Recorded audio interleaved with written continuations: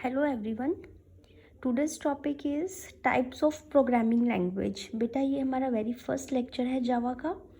So before starting जावा हम कुछ common terms जो है वो अंडरस्टैंड करेंगे। So firstly term is types of programming language. बेटा टाइप्स ऑफ प्रोग्रामिंग लैंग्वेज हमारे पास 3 टाइप्स की होती है। One is low level, middle level and high level, right. So low level languages सबसे पहले जो एग्जिस्टेंस में थी वो हमारी कौन सी लैंग्वेज आई थी? Low level language.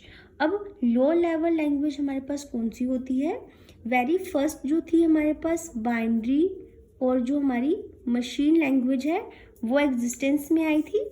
बाइनरी और मशीन लैंग्वेज का मतलब क्या हुआ? मशीन लैंग्वेज जो होती है हमारी मशीन लैंग्वेज होती है ये हमारी कैसी होती है? 0 और 1 की फॉर्म में होती है। बाइनरी लैंग्वेज भी 0 और 1 की फॉर्म में होती है। सो वेरी फर्स्ट लैंग्वेज जो थी वो बाइनरी और मशीन लैंग्वेज थी। अब देखिए हमारा कोई भी सोर्स कोड है, हमने कोई भी सोर्स कोड जो है वो राइट किया, राइट। अब इस सोर्स कोड को हमने किस पे रन करना है? कंप्यूटर पे या किसी ना किसी सिस्टम पे रन करना है। हमें कंप्यूटर या सिस्टम पे हमें रन करना है। अब देखिए ये जो सोर्स कोड है ये कौन सी लैंग्वेज में रिटन है? मशीन लैंग्वेज में।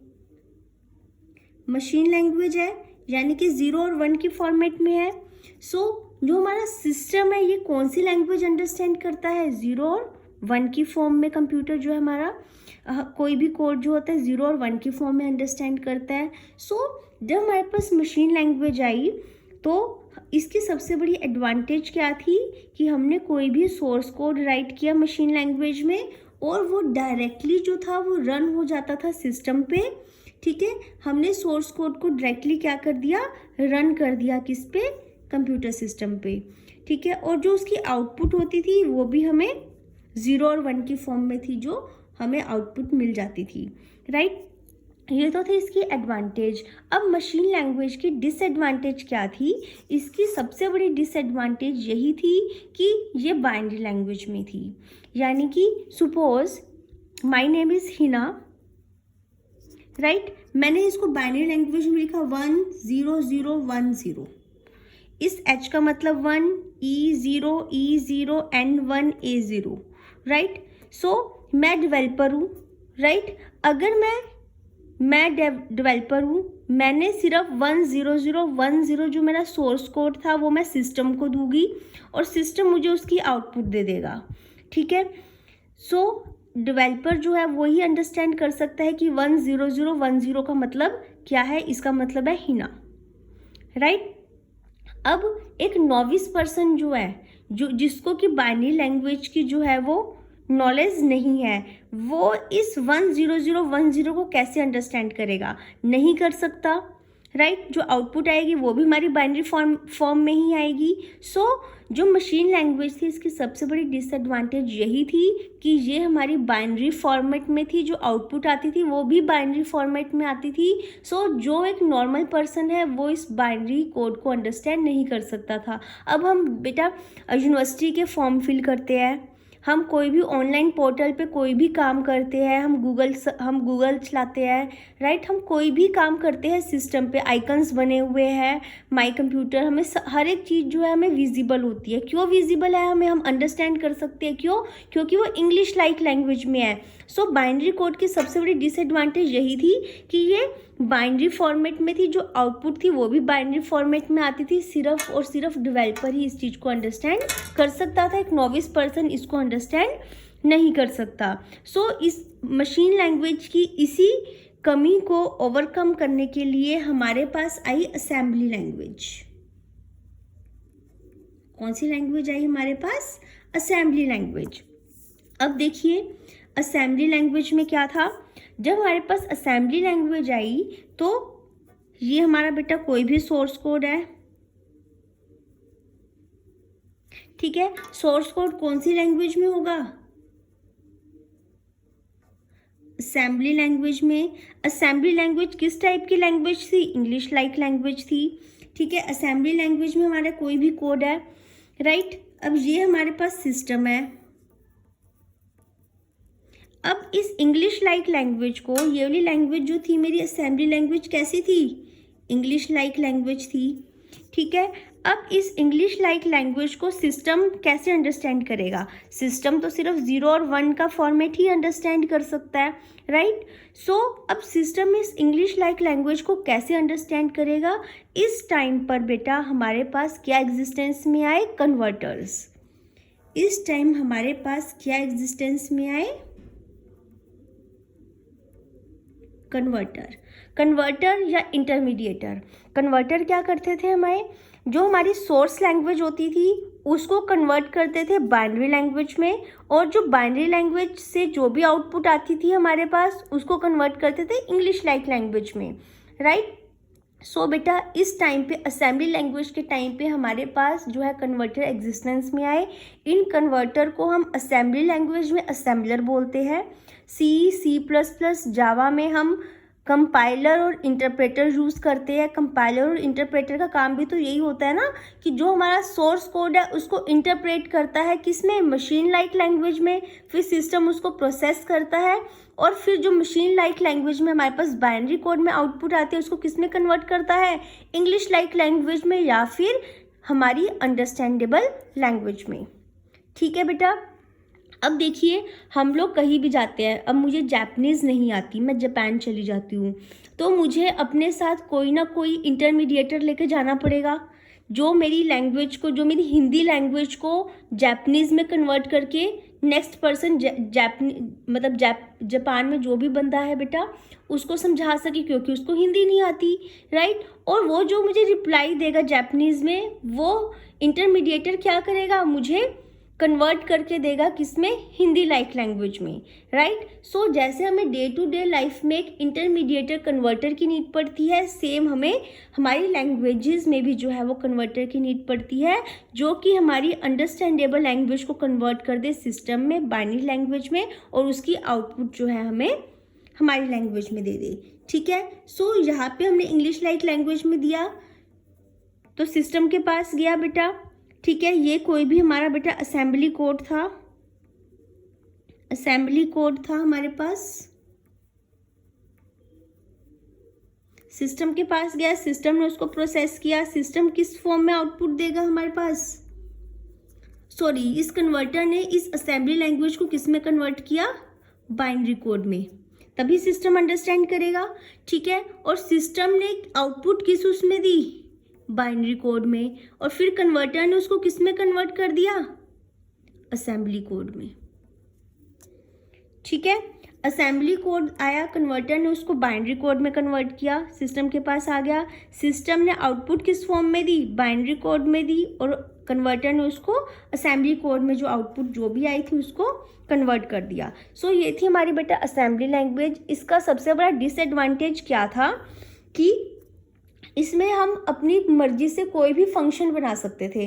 सपोज मैंने दिया एडिशन ऑफ 2 नंबर्स, ठीक है, मैंने बोला ए और बी 2 नंबर है, इनको ऐड करना है, तो किसी बच्चे ने a + b कर दिया, किसी ने अपनी मर्जी से a + b फंक्शन बना दिया, किसी ने a pl b कर दिया, किसी बच्चे ने a ऐड b कर दिया, किसी ने a ad b कर दिया।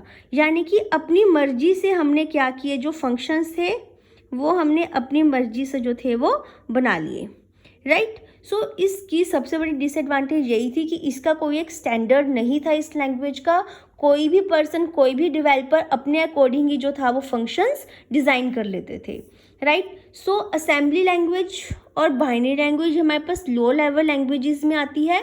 अब हम बात करते हैं मिडिल लेवल लैंग्वेज की।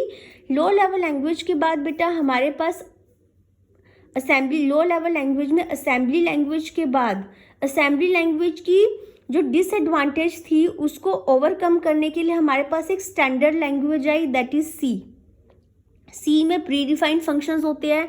कोई भी डेवलपर, कोई भी यूज़र जो है उन फंक्शंस को ओवरराइट नहीं कर सकता, अपनी तरफ से जो है फंक्शंस डिज़ाइन नहीं कर सकता। अगर हम सी में printf किसी भी चीज़ को राइट करवाने के लिए यूज़ करते हैं तो हमें printf ही यूज़ करना है। अगर हम प्रिंट यूज़ करेंगे तो कंपाइलर एरर दे देगा, राइट।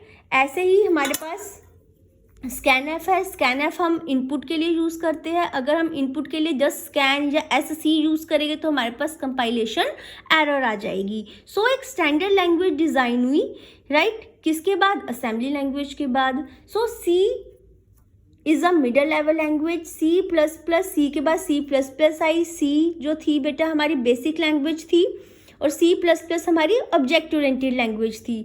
आफ्टर सी प्लस प्लस हमारे पास जावा, PHP, .NET, पाइथन, ये सारी लैंग्वेजेस आई बेटा।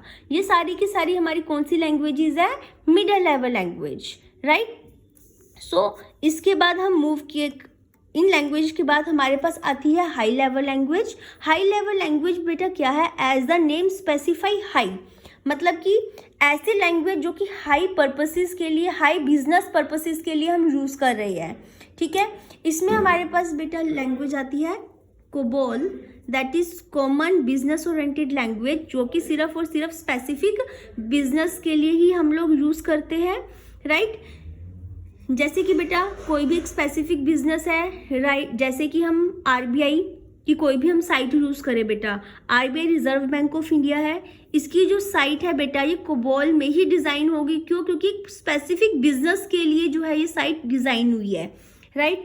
ऐसे ही हम it is just an example कि कोबोल जो है एक पर्टिकुलर बिजनेस के लिए ही डिज़ाइन होती है, राइट। इसके बाद बेटा हमारी आती है पास्कल। पास्कल बेटा क्या है, पास्कल जो लैंग्वेज है ये बेसिकली जो है साइंटिस्ट यूज़ करते हैं, जितनी भी साइंटिफिक कैलकुलेशंस होती है वो पास्कल में ही डिज़ाइन होती है। Next is Fortran. फोर्ट्रन जो है बेटा जितनी भी मैथमेटिकल टर्म्स होती है, मैथमेटिशियंस होते हैं, वो सारी की सारी फोर्ट्रन लैंग्वेज यूज़ करते हैं। फोर्ट्रन लैंग्वेज का यूज़ करके उनका जो सॉफ्टवेयर होता है वो डिज़ाइन होता है। So this is all about types of programming language, right.